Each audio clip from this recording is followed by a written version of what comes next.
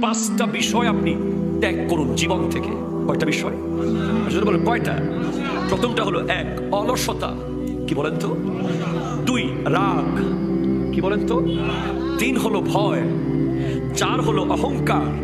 5 হলো হিংসা। 6 হলো সন্দেহ। অলসতা, রাগ, ভয়, অহংকার, হিংসা, সন্দেহ। কয়টা জিনিস?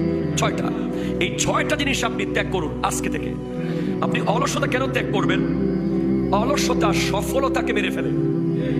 কথা বলেন ঠিক কিনা, জোরে বলেন। অলসতা সফলতাকে মেরে ফেলবে। এরপরে রাগ বুদ্ধিকে মেরে ফেলে। রাগ কাকে মেরে ফেলে? বুদ্ধি। আপনি যখন রেগে যাবেন আপনার বুদ্ধি নষ্ট হয়ে যাবে।